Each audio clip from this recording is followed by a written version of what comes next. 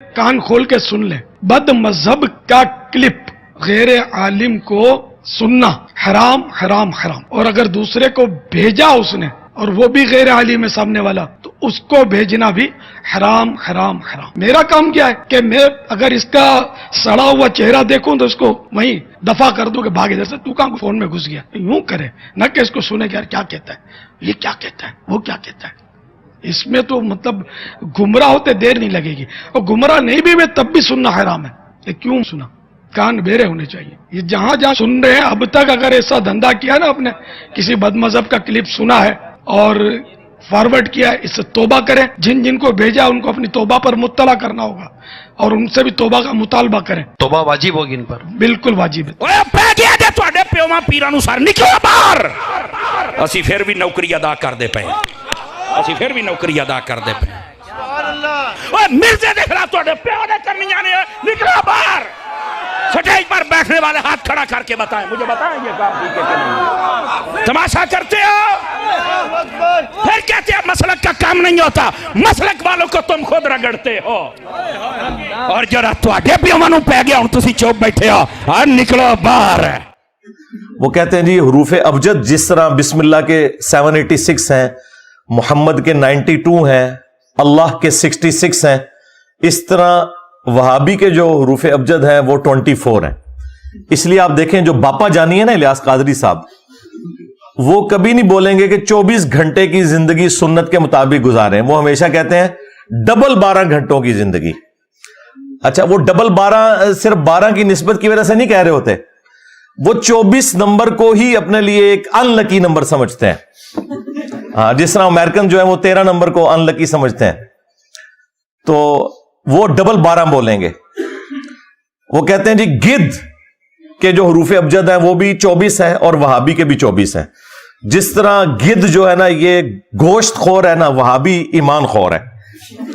تو ہم ان کے ساتھ ہیں، وہابی بھی ایمان خور ہیں، بریلوی بھی ایمان خور ہیں، دیوبندی بھی ایمان خور ہیں، شیعہ بھی ایمان خور ہیں، سوائے ان لوگوں کے جنہوں نے اپنی نسبت اس شخص کے ساتھ مضبوط کر لی ہے جس کی قبر مدینے میں ہے صلی اللہ علیہ وآلہ وسلم۔ جو بھی بابوں کے ساتھ لگ گیا ہوا ہے نا اور نبی علیہ السلام کی بات کو اس نے پس پش ڈال دی ہے، وہ سب کے سب گدھے ہی ہیں، ایمان خور ہی ہیں۔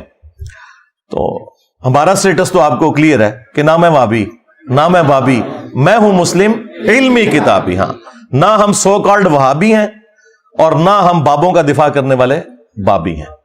ہم تو اللہ کے محبوب صلی اللہ علیہ وآلہ وسلم کی ختم نبوت کی برکت سے آپ کے ایک ادنا سے مجاہد ہیں جو چیخ چیخ کے آپ کو یہ بات سمجھانے کی کوشش کر رہے ہیں کہ مرنے سے پہلے اے مسلمان کر لے اس پہ غور، کتابوں کا خدا اور ہے بابوں کا خدا اور۔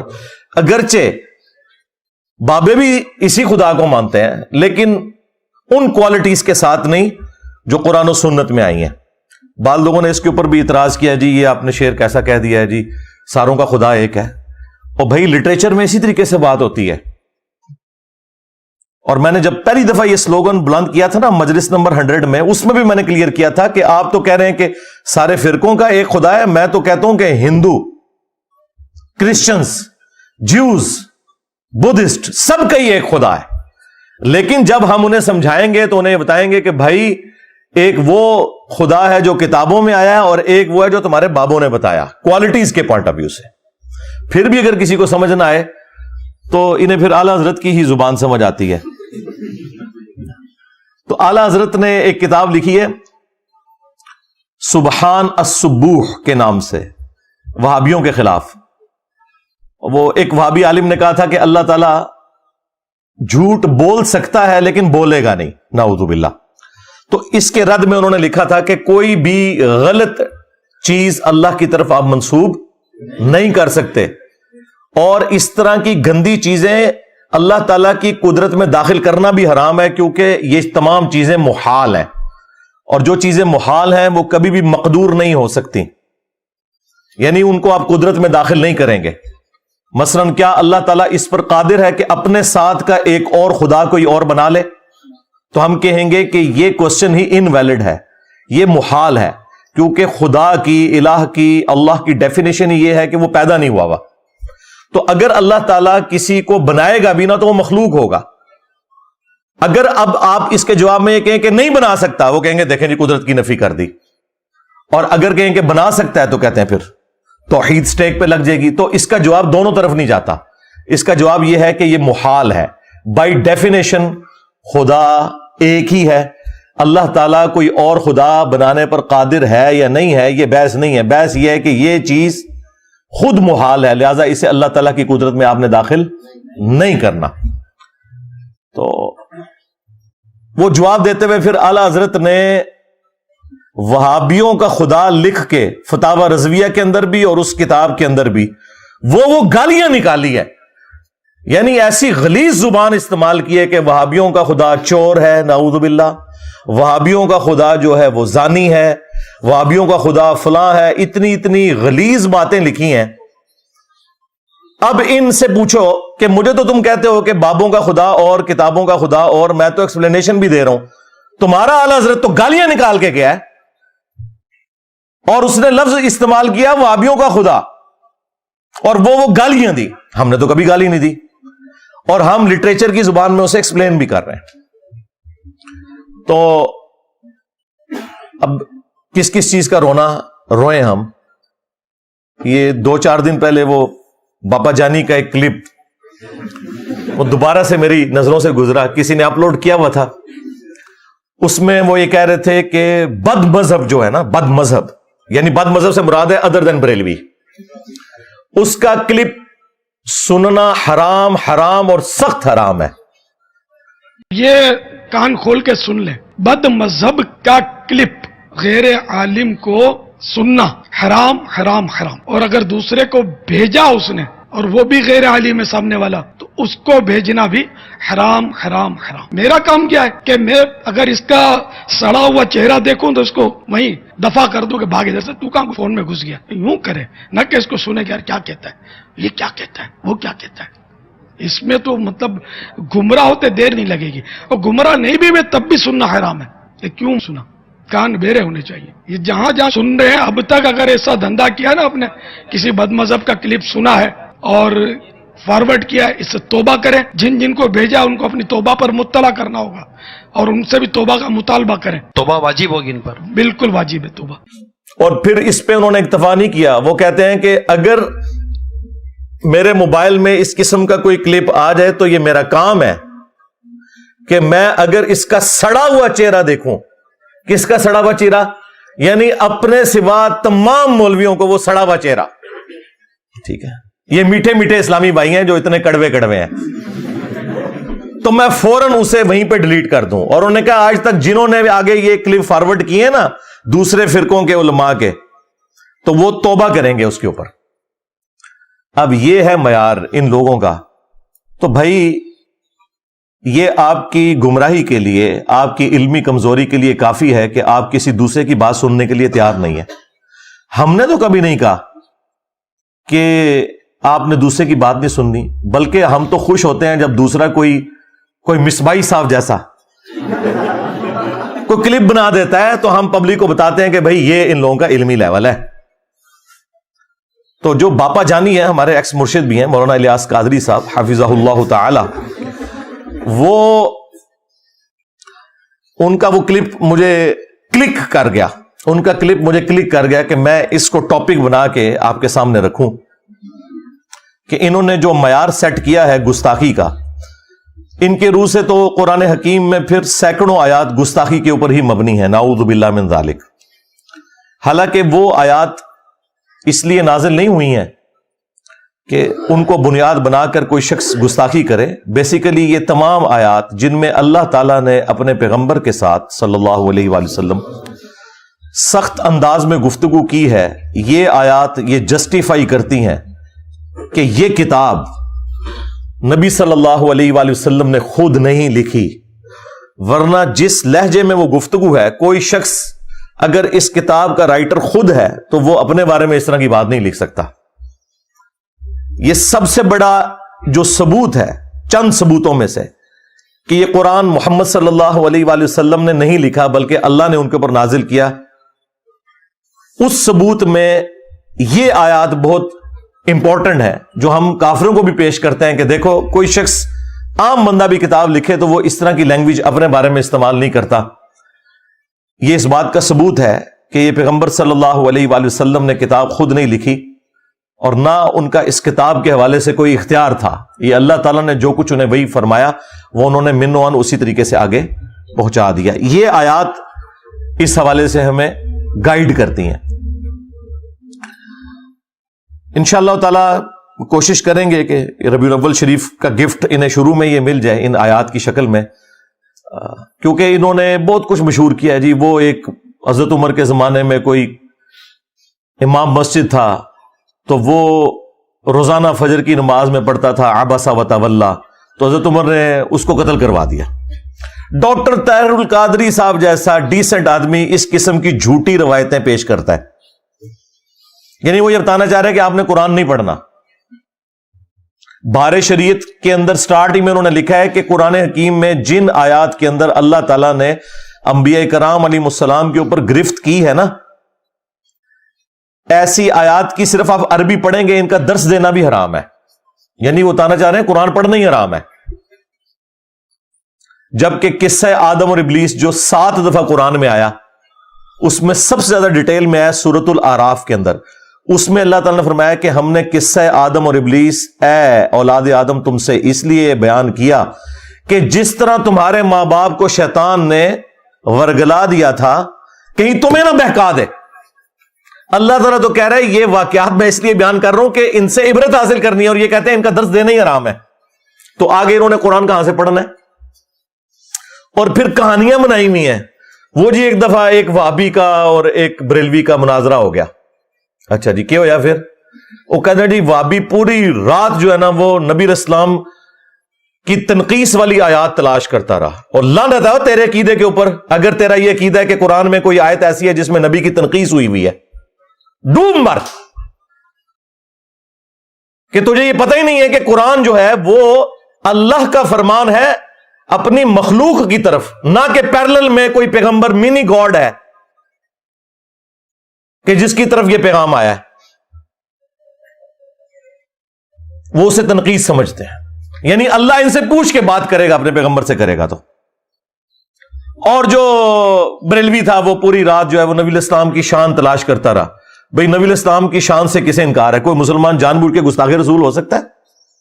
چشتی رسول اللہ پارٹی ہاں بولا گا تینوں سمجھ آئے گا. کہنا نہیں ساڈے بابے کس طرح گستاخ ہو سکتے ہیں. ہاں تھانوی رسول اللہ کل تک غلط سی، چشتی رسول اللہ کل تک ٹھیک سی، آج غلط ہو گیا میری وجہ نال. اوے پے گیا جی تھوڑے بابے نو، اوے پے گیا جی وہ تک ہے کلپ، اوے پے گیا جی تھوڑے پیواں پیراں نو سر نکلو باہر. اسی پھر بھی نوکری ادا کردے پے، اسی پھر بھی نوکری ادا کردے پے. اوے مرزے دے خلاف تھوڑے پیو نے کرنیاں نے، نکلو باہر. سٹیج پر بیٹھنے والے ہاتھ کھڑا کر کے بتائیں، مجھے بتائیں یہ کام ٹھیک ہے کہ نہیں؟ تماشا کرتے ہو پھر کہتے ہیں مسلک کا کام نہیں ہوتا. مسلک والوں کو تم خود رگڑتے ہو. اور جرا تواڈے پیواں نو پے گیا ہن تسی چوپ بیٹھے ہو، اور نکلو باہر. پے گیا، بالکل پے گیا. میں تھوڑی بادشاہی کیتی ہے تساں یار. دیکھ لو 1200 سال میں جو عزت انہوں نے کمائی تھی، ان 12 سالوں میں اس طرح ایک نعرہ انہیں لے ڈوبا ہے اللہ کے فضل سے. میرے نبی سا ہے ہی کوئی نہیں، تیرے بابے تے شے ہی کوئی نہیں، نبی کے جیسا ہے ہی کوئی نہیں، بابے تے شے ہی کوئی نہیں. الحمدللہ. تو یہ انہوں نے نا ڈکوسلا مچایا ہوا ہے اس قسم کی باتیں. اور یہ میں اس لیے کر رہا ہوں کہ میں خود 31 سال تک بریلوی رہا ہوں. یہ ساری کہانیاں ہم نے اللہ کے فضل سے، یا کہہ لیں کہ اللہ کے غضب سے، اپنے علماء سے، اپنے گھر والوں سے، اپنے ماں باپ سے بچپن سے ہی سیکھ لی ہوئی تھی. 31 سال تک میں بھی بریلوی رہا ہوں. تو اس لیے ہم سے کوئی بات چھپی بھی نہیں ہے کہ یہ کون کون سی شیطنت ہے جس کے ذریعے یہ حملہ آور ہوتے ہیں مسلمانوں کے عقائد کے اوپر. کیونکہ اسی لیے تو ہم نے عرض کیا ہے کہ وہ بھی کیا دن تھے، ہم بھی ایک جن تھے. آج ہم دیو ہیں، جنوں کے بھی پیو ہے، بلکہ دیو کے بھی پیو ہے. اے دیوبند والا دیو اے پیو والا نہیں جے او نہ سمجھیو. اے جیسا کہتے ہیں نا کہ استاد روحانی باپ ہوتا ہے, تو یہ روحانی پیو والی بات کر لیں. ہاں یہ وہ والی ہے, یہ بگوٹن والی نہیں بات کر رہا میں. تو اس لیے قرآن حکیم کے حوالے سے اپنے آپ کو بالکل کلیئر کر لیں. ہمارے پلے اگر کوئی شے ہے نا تو وہ یہی کتاب ہے. نبی علیہ السلام کی وفات کے بعد آپ کا وصی, آپ کا خلیفہ اس امت پر قیامت تک کے لیے جو آپ پیش کر سکتے ہیں وہ اللہ کی کتاب ہے, الحمدللہ. کیونکہ نبی علیہ السلام کے بعد جو شخصیات بھی تھیں وہ بھی دنیا سے چلی گئی ہیں. کسی کو آج پیش نہیں آپ کر سکتے, پیش کر سکتے ہیں تو کتاب و سنت کو. تو اگر یہ قرآن ہمارے پاس نہیں ہے تو ہمارے پاس کچھ بھی نہیں ہے. اگر ہمارے عقیدے قرآن کے خلاف ہیں تو سمجھ لیں کہ ہم گمراہی کے اوپر ہیں. اگر کوئی بات قرآن میں ہمارے عقیدے کے خلاف ہے تو سمجھ لیں ہمارا عقیدہ خراب ہے. قرآن تو بالکل ٹھیک ہے. قرآن کے سامنے آپ نے اسٹوڈنٹ کی حیثیت سے بیٹھنا ہے, نہ کہ اس کے استاد بن کے. اے جی ایسے گستاخی ہوتی ہے, اتنی بیان کرنی چاہیے تھی. اس کا مطلب پتا کیا ہے؟ اس کا مطلب یہ ہے کہ قرآن اس قابل ہی نہیں ہے کہ اس سے لوگ ہدایت حاصل کریں. تو پھر کل آپ کس منہ سے اس کو پیش کریں گے کسی غیر مسلم کو؟ اصل میں خود ان کا گیر الٹا لگا ہوا ہے. اللہ نے تو بالکل واضح فرما دیا ہے, وَلَقَدْ يَسَّرْنَا الْقُرْآنَ لِلذِّكْرِ فَهَلْ مِن مُدَّكِرٍ. ایک سورت میں 4 دفعہ یہ آیت آئی ہے. پھر بھی مولوی کو یقین نہیں آ رہا. مولوی کہہ رہا ہے ڈائریکٹ قرآن پڑھو گے گمراہ ہو جاؤ گے. اچھا یہ کہاں لکھا ہوا ہے کہ ڈائریکٹ قرآن پڑھو گے تو گمراہ ہو جاؤ گے؟ قرآن میں یہ تو لکھا ہوا ہے کہ سمجھنے کے لیے آسان کر دیا, نصیحت کے لیے. باقی یہ ٹھیک ہے کہ جو 1000 سے زیادہ آیات ہیں وہ علماء کو, مفتی اعظم کو بھی نہیں آتی ہیں, جو سائنٹیفک فیکٹس کے ریلیٹڈ ہیں. وہ آپ کو کوئی سائنٹسٹ ہی بتائے گا, کوئی گورا ہی بتائے گا.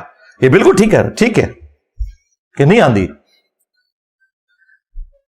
ہاں آپ نے نکاح طلاق کے مسئلے پوچھنے میں مولویوں سے پوچھیں, لیکن جو نصیحت ہے نا وہ ایک ان پڑھ کو بھی سمجھ آئے گی, ایک پڑھے لکھے کو بھی سمجھ آئے گی, ایک ڈاکٹر کو بھی سمجھ آئے گی, ایک انجینئر کو بھی, ایک ریڈی بان کو بھی. اور وہی قرآن کا بنیادی مقصد ہے, نصیحت حاصل کرنا. اِنَّا نَحْنُ نَزَّلْنَا الذِّكْرَ وَإِنَّا لَهُ لَحَافِظُونَ. بے شک اس نصیحت الذکر قرآن کو ہم نے نازل کیا, ہم ہی اس کی حفاظت کرنے والے ہیں. تو قرآن نصیحت کے لیے آسان کر دیا گیا ہے. باقی یہ ٹھیک ہے کہ سائنٹیفک فیکٹس تو علماء کو بھی نہیں پتا, تو کیا ہم علماء کو جاہل کہیں گے؟ نہیں, ٹھیک ہے. وہ ایمبریالوجی کی فیلڈ سے ریلیٹڈ جو چیز ہے, ایسٹرونومی سے ریلیٹڈ ہے, وہ ان ایکسپرٹ سے پوچھیں. نکاح طلاق کے مسئلے آپ ان سے پوچھیں. اور سارے مسئلے اگر پوچھنے ہیں نا تو جیلم تشریف لے آئیں انشاءاللہ تعالی. صحیح مسئلے بھی بتائیں گے, غلط مسئلے بھی بتائیں گے, اور غلط مسئلوں کا جواب بھی بتائیں گے. اور آخری بات میں اس حوالے سے کر دوں جو کئی ایک ویڈیوز میں نے کی ہے, کہ آج تک کبھی ایسا نہیں ہوا کہ بی بی سی یا CNN کے اوپر کوئی پٹی چلے ٹکر کے طور پر, اور افریقہ کا رہنے والا انسان اس کا کوئی اور مطلب لے لے, ملیشیا کا انسان کوئی اور مطلب لے لے, پاکستان کا رہنے والا انسان کوئی اور مطلب لے, سارے ایک ہی مطلب لیتے ہیں. جب قرآن کی باری آتی ہے تو یہ لوگ کتنے بے ایمان ہیں, کہتے ہیں نا جی وہ ترجمے چینج ہو گئے نا جی. کیوں؟ عربی کیا مردہ زبان ہے؟ آج بھی 1.5 کروڑ کرسچنز ایسے ہیں جو بائی برتھ کرسچن ہے اور ان کی زبان عربی ہے. جائیں ان سے جا کے ترجمہ کروا لیں. عربی کو مردہ زبان ہے بھئی. الفاظ کے چناؤ کا تو فرق ہوگا. کوئی ترجمہ کرے گا اللہ کے نام سے شروع, کوئی کرے گا شروع اللہ کے نام سے, کوئی کرے گا شروع کرتا ہوں اللہ کے نام سے. دین واٹ؟ کوئی ترجمہ چینج ہو گیا؟ 10 صحابہ کرام بھی ہونا جنہیں انگریزی اور اردو آتی ہو, انہیں بھی آپ قرآن کا ایک صفحہ دینا, ایک جیسا ترجمہ وہ بھی نہیں کریں گے. ہاں بالمفہوم ایک جیسا ہوگا, کیونکہ الفاظ کے چناؤ کا فرق ہوتا ہے. ایک زبان جب دوسرے میں ٹرانسلیٹ ہوتی ہے تو الفاظ کے چناؤ کا فرق ہو سکتا ہے, مفہوم نہیں بدل سکتا. سب اللہ کے نام سے ہی شروع کریں گے, سب کے سب جب ترجمہ کریں گے تو شیطان کے اگینسٹ اللہ ہی کی پناہ مانگیں گے. یہ نہیں ہے کہ وہ شیطان کی پناہ مانگ رہے ہوں گے, ایسا نہیں ہوگا. تو یہ بیسیکلی غیر محسوس طریقے سے انہوں نے قرآن سے دور کیا, اور مختلف قسم کے انہوں نے ہیلے بہانے گھڑے. وہ میں یہ پچھلے دنوں جو گستاخی ہوئی تھی نا سویڈن کے اندر, تو اس کے اوپر جو میری ویڈیو ریکارڈ ہوئی تھی نا وہ آپ دیکھ لیں. اس میں جتنے قرآن سے انہوں نے دھوکے دیے نا کہ قرآن تو گمراہ کر دیتا ہے جی, گدھے پہ بھی کتابیں لاد دیں تو یہ ہو جاتا ہے جی, وہ ہو جاتا ہے, یہ ساری باتیں میں کر چکا ہوں, ورنہ مجھے 1 گھنٹہ اور لگ جائے گا. وہ سویڈن والی جو ویڈیو ہے نا میری قرآن حکیم کی گستاخی کے حوالے سے, وہ آپ دیکھیں، انشاءاللہ تعالی آپ کا کنسپٹ اس حوالے سے کلیئر ہو جائے گا. یہ وہ آیت ہے جس کے بارے میں نے کہا تھا کہ آپ کسی بھی پاکستان کے چوک میں یہ آیت اگر تلاوت کر دیں ترجمے کے ساتھ، بھلے آپ اعلیٰ حضرت کا ہی ترجمہ پڑھ دیں، تو آپ کا غیبانہ نماز جنازہ ہمیں پڑھنا پڑ جائے گا. اتنا حوصلہ ہی نہیں کہ یہ آیت کوئی سن سکے. سورۃ الاعراف آیت نمبر 188. اگر نبی علیہ السلام کا یہ سٹیٹس ہے تو بابت شاہی کوئی نہیں. قُلْ لَا أَمْلِكُ لِنَفْسِي نَفْعًا وَلَا ضَرًّا. اے نبی تم فرماؤ میں تو اپنی جان کے لیے بھی کسی بھی نفع اور نقصان کا مالک نہیں ہوں. الا ما شاء اللہ، مگر جو اللہ چاہے. اب اس کو اسی آیت میں پھر کھولا گیا کہ اس سے مراد کیا ہے نفع نقصان کا مالک نہیں ہو. وَلَوْ كُنْتُ أَعْلَمُ الْغَيْبِ، اگر میں خود سے غائب جان لیتا، مجھے پتا چل جاتا کہ مستقبل میں کیا ہونے والا ہے، لَاسْتَكْثَرْتُ مِنَ الْخَيْرِ، تو میں خیر کثیر جمع کر لیتا. وَمَا مَسَّنِيَ السُّوءُ، اور مجھے کبھی کوئی برائی نہ پہنچتی، کوئی تکلیف نہ پہنچتی. میں پہلے ہی اس کے لیے کوئی معاملات کو سیٹل کر لیتا ہے. نبی علیہ السلام کو اگر پہلے یہ پتا چل جاتا کہ ایگزیکٹلی کیا ہونا ہے.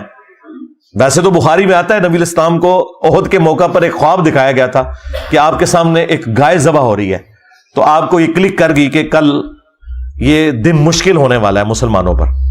لیکن ایگزیکٹلی کیا ہوگا کہ وہ 50 تیر انداز میں سے 35 جو ہے وہ درہ چھوڑ دیں گے.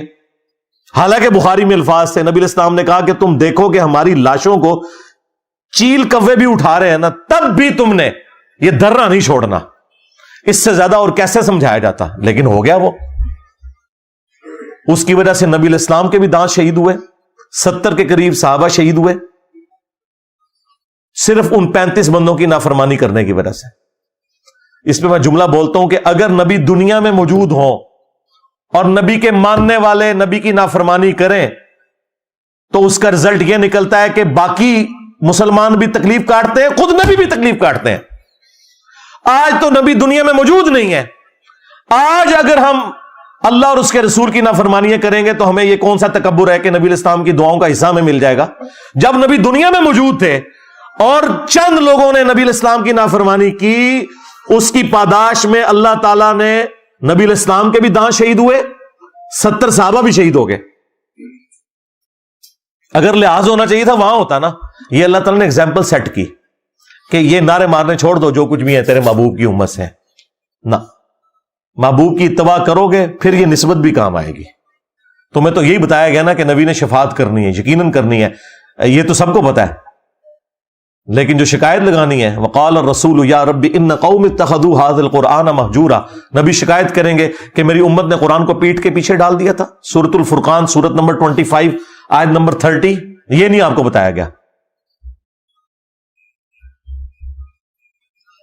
ان انا الا نذیر وبشیر لقوم یؤمنون، میں تو نہیں ہوں مگر ڈر سنانے والا اور خوشخبری دینے والا ان لوگوں کے لیے جو بات ماننا چاہیں، جو ایمان لانا چاہیں. یہ آیت بالکل کلیئر کٹ بتا رہی ہے کہ نبی علیہ السلام اپنی جان کے لیے بھی نفع نقصان کے مالک نہیں ہیں، کسی کو تو آپ چھوڑ دیں.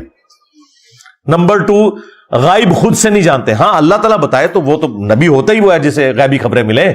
نبی کے لیے جو علم غیب نہیں مانتا وہ گمراہ نہیں، کافر ہے. یہ بنیادی عقیدہ ہے. وما كان الله ليطلعكم على الغيب، اللہ کی یہ شان نہیں کہ ہر ایک شخص کے اوپر غیب کی خبر جو ہے وہ دے اسے. ولكن الله يجتبي من رسله من يشاء، بلکہ اللہ تعالیٰ اپنے رسولوں میں سے چن لیتا ہے جسے چاہتا ہے. تو رسول ہوتا ہی وہ ہے جس کے پاس غیبی خبریں آتی ہیں. وہ جتنا اللہ تعالیٰ بتاتا ہے وہ امت تک پہنچا دیتے ہیں. خود سے نہیں جانتے بلکہ اللہ تعالیٰ کے بتانے پر، اور جتنا اللہ تعالیٰ بتاتا ہے. اسی آیت کا ایک ورژن جو ہے وہ سورۃ الانعام میں سورت نمبر 6 میں آیت نمبر 50 ہے، لیکن اس میں کچھ اور الفاظ ہیں. ورنہ یہ آیت بھی کافی تھی، لیکن میں نے وہ اسی لیے ڈالی کہ کچھ الفاظ اس میں مزید ایڈ ہیں. اسی مفہوم کی آیت ہے. قُلْ لَا أَقُولُ لَكُمْ عِنْدِي خَزَائِنُ اللَّهِ، اے نبی تم فرماؤ میں تو یہ نہیں کہتا کہ میرے پاس اللہ کے خزانے ہیں.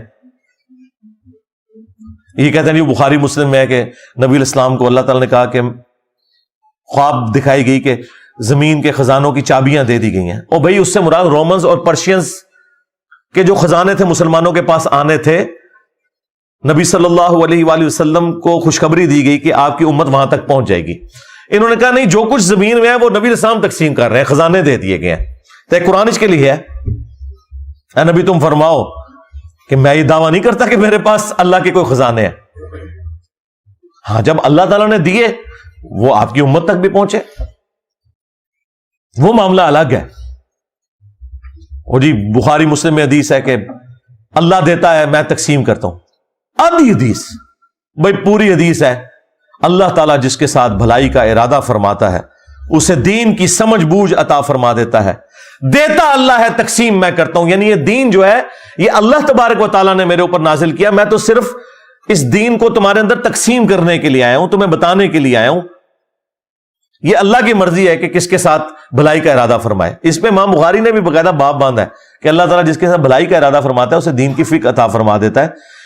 اعلیٰ حضرت نے پورا شعر لکھ دیا، رب ہے معطی یہ ہے قاسم، رزق اس کا ہے کھلاتے ہی ہے. وہ کہتے نہیں، وہ بخاری میں لکھا ہے اللہ دیتا ہے میں تقسیم کرتا ہوں، لہذا یہ کھاتے ہیں تیرے در کا، پیتے ہیں تیرے در کا. اندازہ کریں. اور اب مجھے بتائیں کوئی یہ کہ سرکار غوث اعظم نظر کرم خدارا میرا خالی کاسا بھر دو، اور نسو ادھروں ہے، نکلو ادھروں، کیونکہ میرے نبی عیسیٰ ہے ہی کوئی نہیں، تیرے بابے تھے شے ہی کوئی نہیں، بلکہ شے ہی کوئی نہیں. ہاں.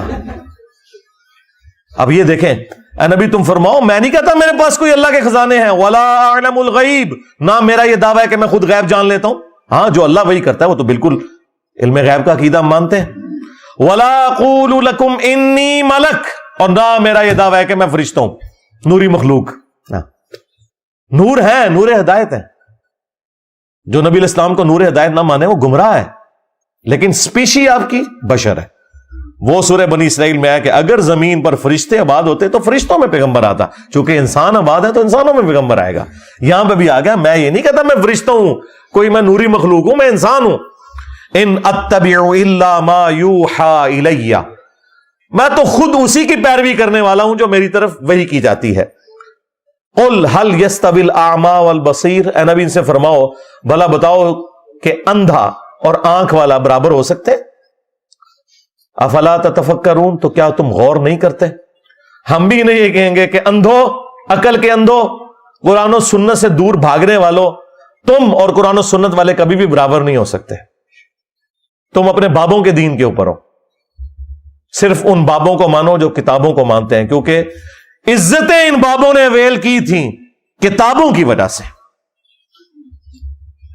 چندے بٹورے تھے انہوں نے اللہ اور اس کے رسول کے نام کے اوپر، عز و جل و صلی اللہ علیہ وآلہ وسلم. سواریاں انہوں نے سوار کی تھی مکے اور مدینے کے نام کے اوپر، لیکن افسوس پھینکی جا کے بغداد شریف، دیوبند شریف، اجمیر شریف، بریلی شریف کے اندر غداری کی ہے تم لوگوں نے اپنے نبی کے ساتھ. دیکھ لو پھر اللہ تعالیٰ نے کیسا انتقام لیا ہے تم سے، کتنی بڑی بلا تمہارے اوپر چھوڑ دی ہے. میرا نبی عیسیٰ ہے ہی کوئی نہیں، تیرے بابے تھے شے ہی کوئی نہیں. صلو علی محمد وآل محمد، اللہم صلی علی محمد وعلی آل محمد واصحاب محمد وازواج محمد وامت محمد اجمعین الی یوم الدین، آمین.